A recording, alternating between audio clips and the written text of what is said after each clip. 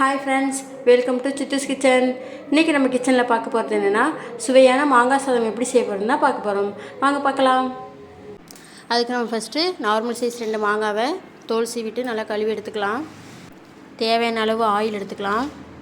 5 காஞ்ச மிளகாவை நல்லா கிள்ளி எடுத்துக்கலாம். 1 ஸ்பூன் கடலைப்பருப்பு, 1/2 ஸ்பூன் கடுகு உளுத்தம்பருப்பு எடுத்து வச்சுக்கலாம்.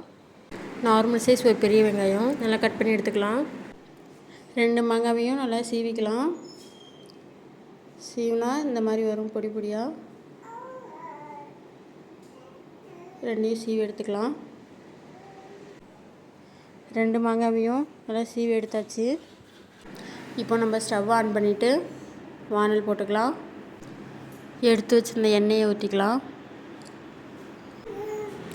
எண்ணெய் நல்லா காஞ்சிடுச்சு. இப்போ கடலைப்பருப்பையும் கடுகையும் போட்டுடலாம். அது நல்லா பொரியட்டும்.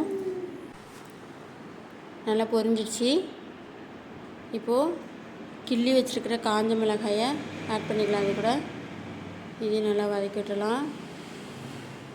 வதக்கிட்டு இது கூடவே 2 கொத்து கருவேப்பிலை சேர்த்துக்கலாம். அது பொரிஞ்ச அப்புறம் கட் பண்ணி வச்சுருக்கிற வெங்காயத்தை ஆட் பண்ணிக்கலாம். வெங்காயத்தை நல்லா வதக்கி விட்டுடலாம். இதுலேயே வெங்காயம் நல்லா வதங்கிட்டுருக்கு.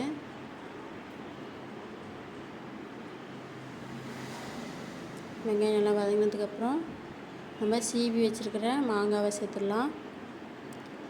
வெங்காயம் நல்லா வதங்கிடுச்சு. இப்போ மாங்காவை சேர்த்துடலாம்.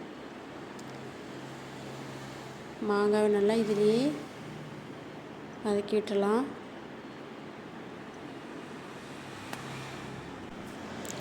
இப்போது இது கூடவே 1/2 ஸ்பூன் மஞ்சள்தூள்,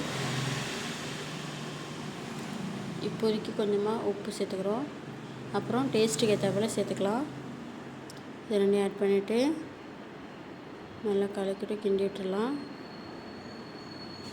மாங்காய் நல்லா எண்ணெயிலே நல்லா வதங்கணும்.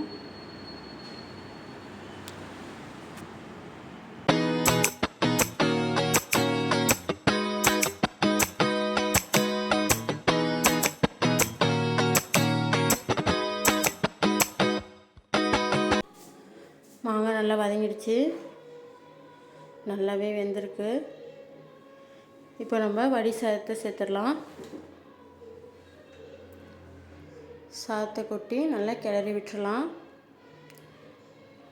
ஸ்டவ்வில் வச்சே கிளறலாம்.